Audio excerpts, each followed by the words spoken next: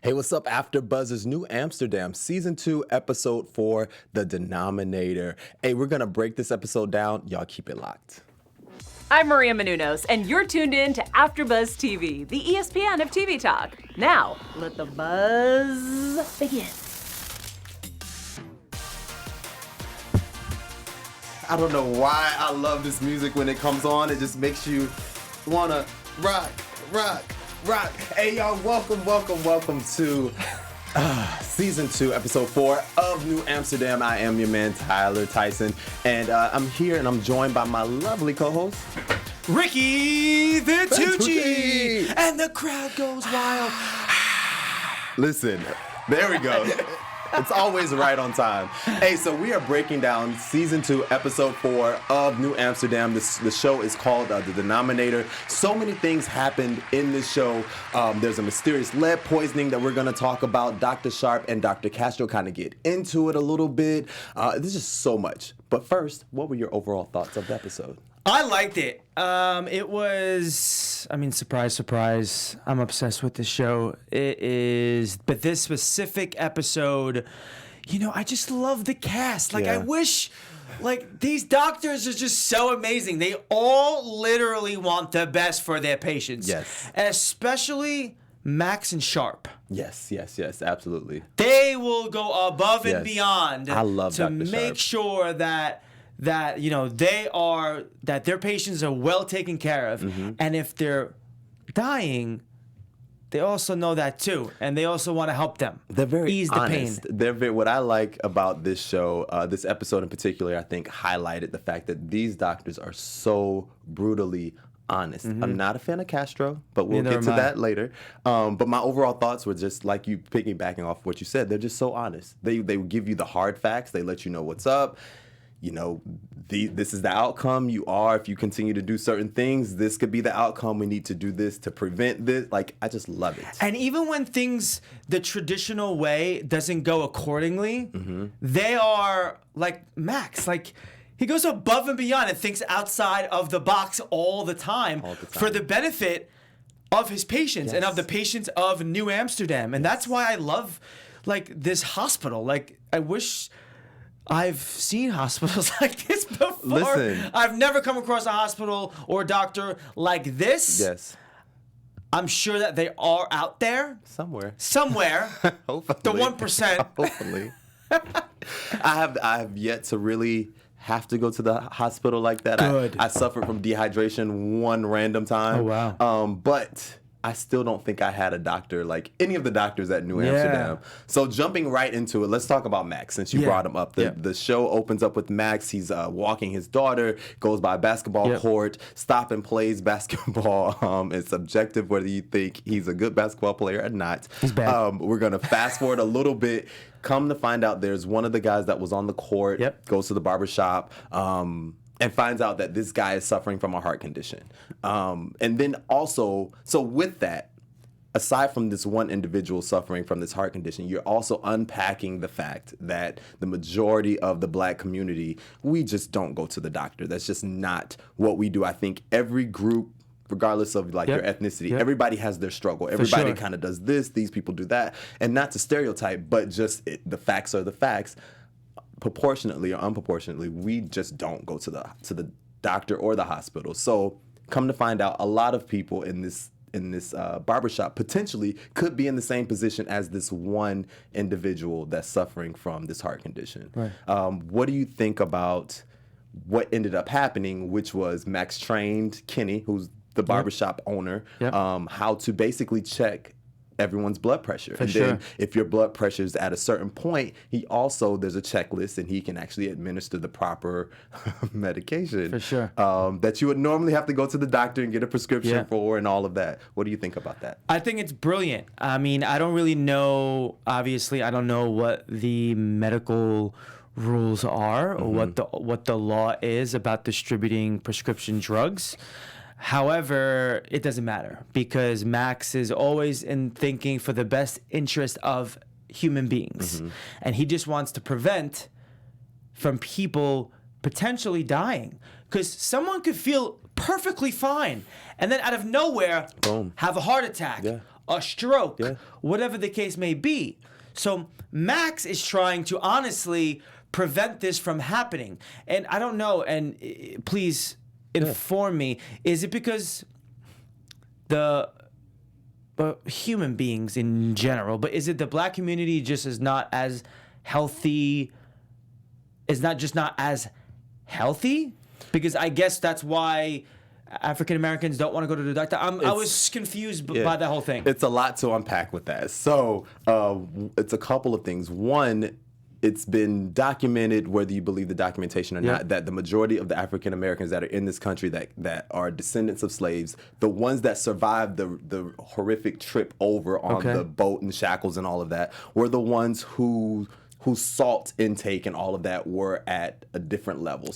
So basically, my ancestors are, I am the descendant of ancestors that all suffer from hypertension, because in order to survive that trip, they had to have hypertension. That was the only way to survive. So you know that it's a genetic situation. Thing. So it's passed down and passed down and passed down and passed down. And so I potentially have always, and you see I'm not an overweight person. I work out regularly.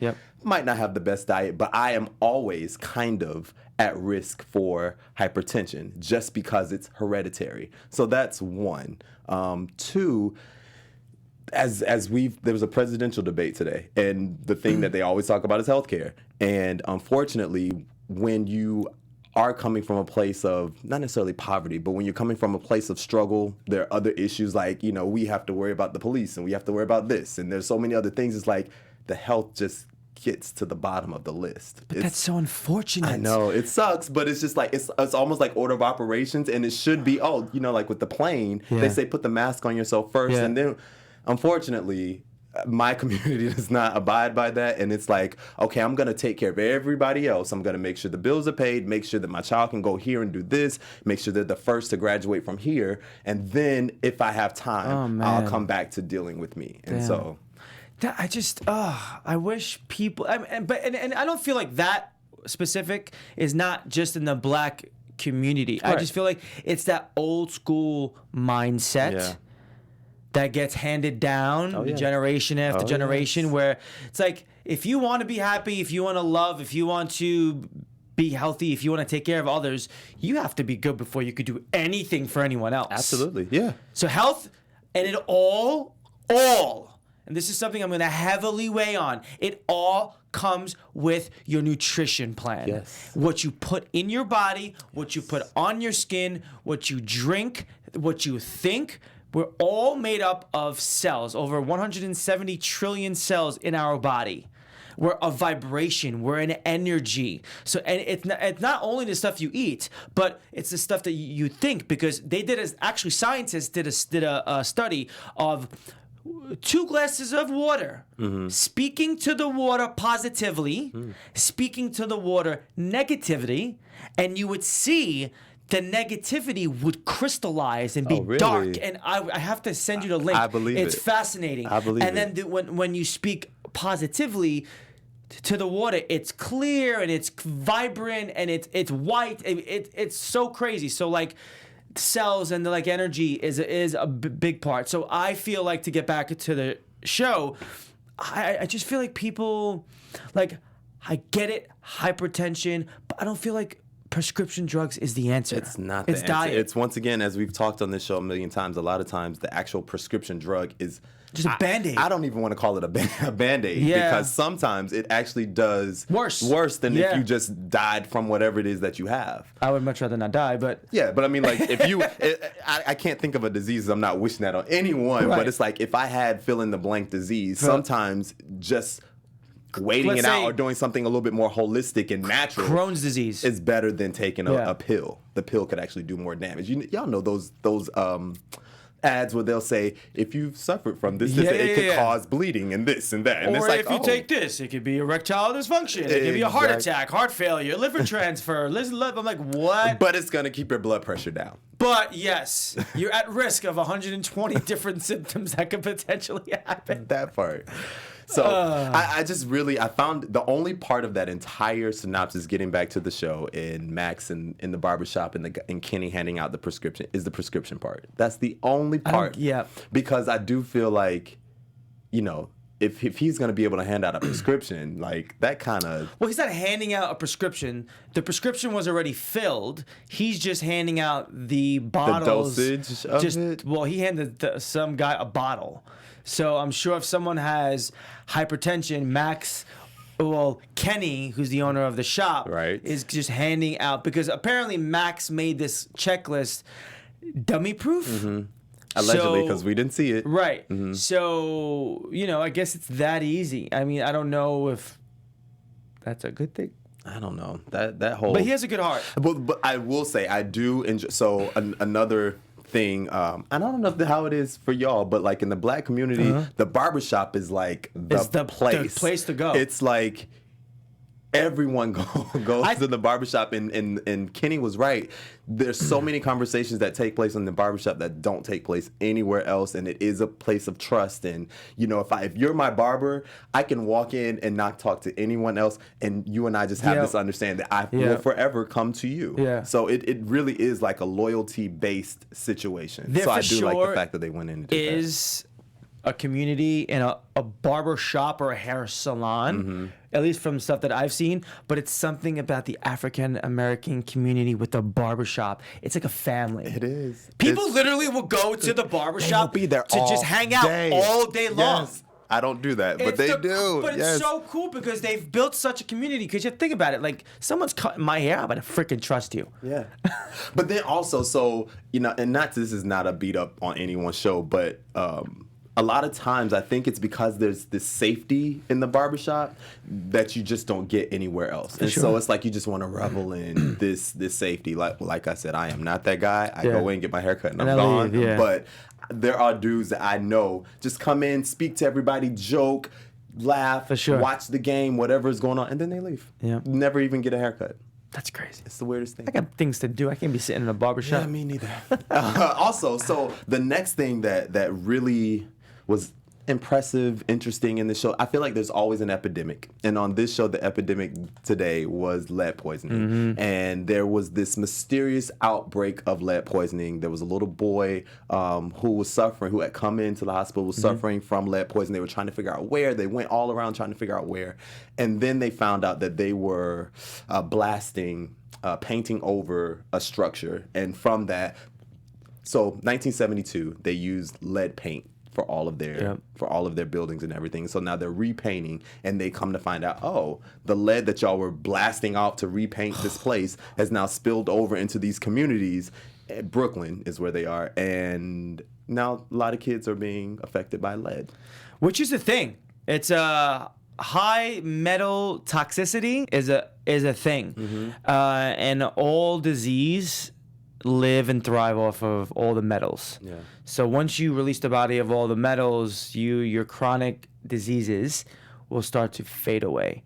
And unfortunately, this kid has been one of the victims, and the whole, I think he said 6 blocks. Yeah. 6 blocks of families, of people are infected by lead poisoning. I mean, that's not good. And the fact that this guy who is in charge of the city said, well, you don't have any proof. Oh, they found some. But even just saying that's just a shitty thing to say. Are you surprised? No, I'm not surprised. I'm just checking. But still, I'm not surprised, but it surprises me. Yeah. Like just hearing it, I'm just like, you're a human being. These are people that are in your community. These are human beings. You're a human being. You can't just be like, you don't have proof or you blah, blah. It can't be us. Maybe it's work. Like what? No one wants to spend the money. No one wants to be held accountable unless it's something positive. And no one wants to spend the money. So unfortunately, they will let children, women and children, of course the men too, they will let them fall by the wayside. And I remember as a kid being afraid of lead poisoning, but it wasn't from the paint or anything. I was afraid from the lead in your on the pens and the pencil and the pencils, because there were so many times I would accidentally stab myself or because it would be in my pocket or something. Yeah. And I was just always afraid of dying from lead poisoning. No way. But never because from of a pencil. Paint. Because of a pencil. Because of a number 2. Because of the number 2 pencil.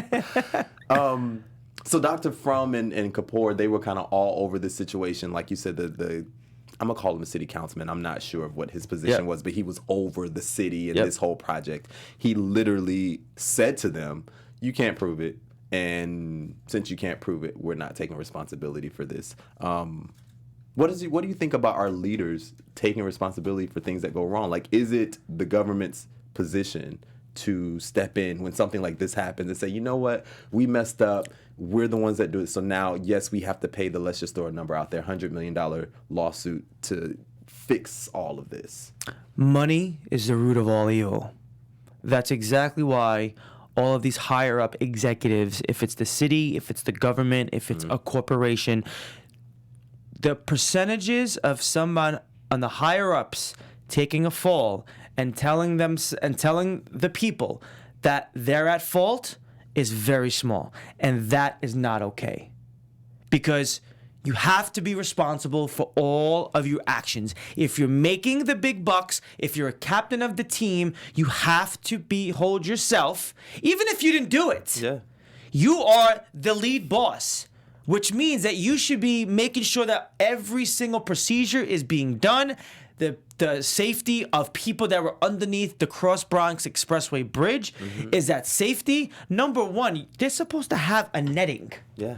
To catch anything. And they didn't. When you see any construction, they always have this thing to cover it so nothing falls onto the people. Yeah. People on the higher ups, if it's city, if it's government, if it's corporations, we have to do a better job at holding yourselves accountable for whatever goes wrong, even if you did not do it yourself. Yeah. You're the leader of that team. Or if you're not the leader, you have someone else as the leader who's reporting to you, you still have to make sure. Yeah. It's funny because this whole topic reminds me of one thing, just to bring it current. I think it was last year, sometime this year, where asbestos? Not asbestos, but I was thinking about our first responders from 9/11. Okay. And how a lot of the firefighters and police officers and everyone that went in to try to help and save and clear out the wreckage, you know, there were a lot of diseases that came out because of a lot of people that walked away with cancers and all of these respiratory issues that later did kill them. But there was a fund set up that was bipartisan that over the years, because remember this is 2001, we're in 2019, that over the years has managed to get passed every single time to keep the funding for these people to continue their treatment, continue. But this year, it was up for debate. This year, they were potentially not going to pass it to pay for our first responders. And John Stewart spoke out. There was a guy, I don't remember his name, but he was, I think, a firefighter. And he was literally, it was the last thing he did. And he went and testified before Congress. And he was basically saying, I am one of those people. You have to continue this fund. Oh, my God. And he subsequently passed away, I think, even before they did ultimately do it. But this reminds me of that. Yeah. Because it's like these people, the first responders, put their lives in danger for us with the terrorism attack and everything, and here we are turning our back on them. So that's messed up. We are the people. We have to protect each other. We do. We're not like, it's not even We're like not animals. Come on. Or like a freaking alien comes down and tries to captivate us. Like, we have to protect ourselves. I don't care if you're black, if you're white, if you're Asian, if you're... It doesn't matter. We're human beings. So speaking of human beings, and speaking of protecting yourselves, Dr. Sharp and Dr. Castro got into it on this episode. Not in like the biggest way, but they still got into it nonetheless. I don't like Dr. Sharp. I love Dr. Sharp. I love Dr. Sharp. We both agree. Can't we stand do not Dr. like Castro. Dr. Castro. We don't trust her. And in this particular episode, she was basically experimenting on this 70-year-old woman who was dying of cancer, I believe. Or she at least had a fatal illness. She had a tumor, like a big tumor that was the specifics of the tumor was very inviting to Dr. Castro because it was something that she was going to potentially, that's what I'm looking for. It was like an experiment. Right. So Dr. Castro felt like, well, since she's dying anyway, this is my opportunity to try out these various forms of treatment, via pills and however else. And so Dr. Sharp literally came to this woman in a one-on-one, sat her down, and she asked her, you know, how is your mental health? How are you feeling about life? Do you feel like you have a purpose to live? Like, and she the lady was answering the questions honestly, and she was like, yeah, no, not really. You know, I'm taking it day by day, but I don't really feel like I have a purpose for living. She's like, but why are you asking me these questions? And she pulled out a bottle of pills. And she was like, basically, these pills that you're taking are... No, that you can take. That you can take will literally slow your heart rate and everything down, just basically accelerating the process of you dying. Yeah. And she was like, the choice is up to you. I can't make this choice for you, but you're still in control of your life. Whether you live another 30 years or live another year, you're still in control. And if you want to take these pills, here they are. If I come back in here and they're gone, no questions asked, but I just want you to know the facts. And Dr. Castro lost it. And she, confronted Dr. Sharp and said, I thought we were on the same team. I thought you were supposed to be like supporting my thoughts and my efforts, and you just aren't. So, what are your thoughts on that? Dr. Castro has an ulterior motive in everything that she does. She is like Big Pharma. But what does she get out of it, though? Because if she finds... so if you remember, she's the one that administered the laser treatment on Dr. Max's throat. Right, yes. And it worked. Yes. So if she's this doctor that keeps discovering these new treatments, I mean, it's going to make her so much money. Okay. So she just That's her she's a ulterior clout motive. chaser. She's trying all of these new experimental things because she wants that to be her signature thing. She and discovered it. About. She found the cure. She found a treatment. She gave her 7 different medications. Like, that's a lot for a human being to take. Yeah, that's crazy. That's a lot. Crazy. Like, come on. I mean, I understand it. Now, unless the patient gives you full consent, that, okay, I want to be the pig, I want you to see for other people who could potentially have this, then I feel like that's a different story. Yeah. So I feel like I don't know if this is what you're saying, but you have to let the patient know that I'm basically just trying out all of these different things on you. Right. Did she ever? I don't recall her. I never saw the conversation. Now, I don't know if I may have missed it and there was maybe something said in a conversation between her and Sharp, but I don't even think the patient knew that Dr. Castro was giving her 7 different medications. If a doctor came, I think I already know this answer, but if a doctor came to you and said that, you have fill-in-the-blank illness, we're not quite sure how to treat this, but there's one prescription or one medicine that I would like to try out on you. I haven't really been able to try it. It's very little research has been done on this drug. Would you try it? Depends on the stage of my life. If I'm young and I don't want to die yet, let's try everything. Okay. But if I'm like older. What if you're not older? What if you're just like regular old, like 60? 60's not old. It's not old. Yeah, but what if you're in your 60s? I still want to try it. I don't want to die. Okay. I don't want to die yet. Okay. I'm going to die in a period and a method by my own choosing. You're going to choose when you I'm die. going to choose when I die and how I die. We were talking off camera about death. How, and we're about to get into our special segment. Explain to the people what you were telling me about death and how does one get comfortable? Because you said that if you can get comfortable with death, then you will enjoy your life a lot more. Explain. Death is inevitable for everyone. From the second you are born, you're dying, slowly dying. So us as human beings, anything living with a conscience, which is with a central nervous system, you just have to be okay with death. Because the minute you're like, I'm going to die, because everyone's going to die. It's inevitable. Yeah. That is what this world and this life is all about. Yes. So once you're okay with death, once you're okay with whenever my time comes, you stop being afraid of everything.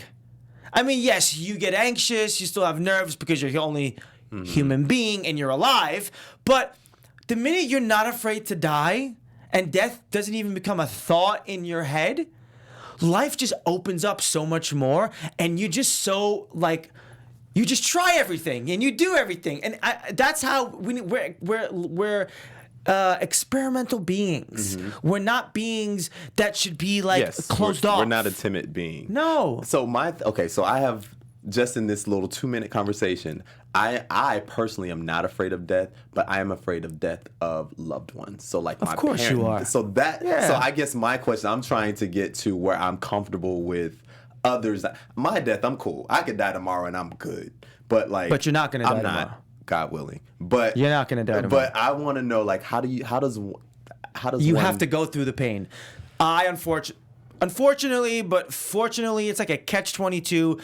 Me growing up as a kid, I went through a lot of death. I basically lost all my immediate family before I even graduated the 8th grade. Wow. From my great-grandmother, who I was really close with, to my like uncle, which was my mom's brother, to my grandmother, which was my mom's mom, to my dad when I was 11, and then to my grandfather, right, like literally 2 days before I was graduating the 8th grade. Wow. And I'm okay with it now because I experienced it, and that's with anything in life. You become okay with things after you experience them.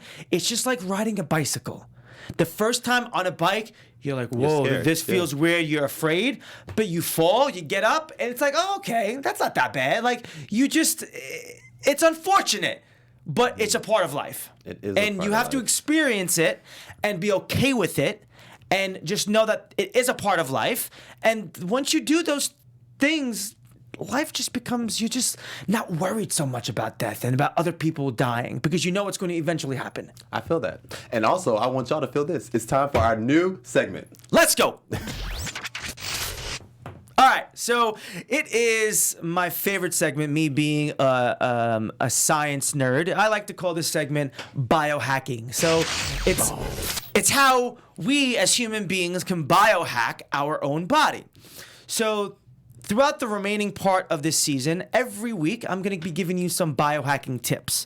So this week, because I know everyone out there, probably 7 billion people out of the 7.5 billion people, are always on their phones. So it's probably you're probably on your phones into the wee hours of the night, and probably in your bed right before you fall asleep. Yes. So here's a biohacking tip on limiting all light at night. Light, especially the blue light spectrum from your TV, computer, and phone screens, can break your sleep cycle and even lead to a lower quality of sleep. Limiting light in the evenings can change your life. I use, me personally, True Dark. So it's these glasses with like an orange tint, and it blocks the rays and the blue light from your phone. So when the sun goes down, we have something that's called in our bodies a circadian clock. Yes. And that circadian clock is once the sun goes down and like your real world outside is dark, your body knows it's time to go to sleep. Soon to go to sleep. Yes. So when we're always constantly staring at light, it thinks it's the daytime, so it doesn't know what to do. So by limiting your screen time, you can have a higher quality in life. That's even during the day. And your sleep quality will be so much better. Now, I am a living testament of this. I do not look at my phone or a TV an hour before I go to sleep. Okay. And I literally, if I get up, it's because I have to pee. But other time than that, I sleep through the whole night. 6.5 hours to 7.5 hours of literally uninterrupted sleep. And that's because I do not look at the phone screen. And it's the phone screen itself that will keep you up, because Apple's smart. They designed these phones very attractive. Oh yes, Apple has love a sexy my marketing. Phone. Yeah, it's love my sexy phone. I hate looking at my screen because if I look at it for too long, and I haven't done this in a while, my eyes will hurt and I will literally get in a bad mood. Yeah, it freaking messes with my head. So the glasses, and I recommend everyone trying them out and going to get them. They're called True Dark, and they literally block the blue light from the screen. And if you also want to switch light bulbs of the inside of your house to a red spectrum light. Red spectrum. So like the stuff that we have here in this studio, and then right next to all the TVs, that light, the red light that you see here, is easier on your retinas. It already made things easier when it came on. You see what I'm saying? Ooh. Boom! Boom! Boom. Biohacking like 101 that. with your boy. I got to get some red lights. TLC told us about the And red it's light sexy special a AF. long time ago. So something else I wanted to jump into right before we go off. We were talking about water, and you were saying speaking positively into the water. And all that. So when I was younger, I was a science nerd, and I had always thought that one of the most dangerous things out there was the microwave. And so I did a science fair experiment talking about how the microwave, I believe, is really the main cause of a lot of our cancers and everything, being that it's killing the nutrients by zapping it with the microwaves. So I did a science fair experiment where I had plants. Some plants got natural water. Some plants got tap water. Some plants got water that was warmed up by the microwave and then cooled. And I kid you not, the water that was warmed up by the microwave and then cooled, It killed the plant. the plant did not last half as long as the other plants did. And I said to myself, boom, this is it. Stop using the microwave. I still, to this day, Use a microwave. I use it less, but I still use it. Just get a toaster oven. I have it, but the God. microwave is just so quick. So I say all that to say, let's bond together and stop with the microwave. Stop with the microwave. It's literally radiation. We're eating radiation It's for literally no reason. like chemotherapy in your food. Yes, yes, and you're digesting it, and your body's going crazy. Yeah. Oh, and just one last thing. Yeah. Just for all you meat eaters out there, for all you red meat eaters out there, and I believe, I'm like 98% sure that I read an article that the FDA now approved that red meat is a carcinogenic, which means that it causes cancer. Yes. Now, if the FDA is saying this, you know it's damn near true. I guess I need to stop with this red meat thing. Stop I with don't the eat chicken it often, but I definitely need to calm it down. And the fish and the red meat. Yeah. I mean, sorry, stop it with the pork. The red meat, the chicken, the turkey, and the pork, and you could eat some more fish and a lot of plants and fruit. And you will never get sick like me. Well, if you don't want to get sick like Ricky, tell the people where they can find you so they can know where to not get sick. You can find me at Ricky Vitucci on all social media platforms, and I love posting about all my biohacking stuff, so follow me there. He has a very fun page to follow, and you can follow me on all social media at the Tyler Tyson. Hey, we love y'all for watching. We will see y'all next week. Peace. Our founder, Keven Undergaro, and me, Maria Menounos, would like to thank you for tuning in to AfterBuzz TV. Remember, we're not just the first, we're the biggest in the world, and we're the only destination for all your favorite TV shows. Whatever you crave, we've got it. So go to AfterBuzzTV.com and check out our lineup. Buzz you later.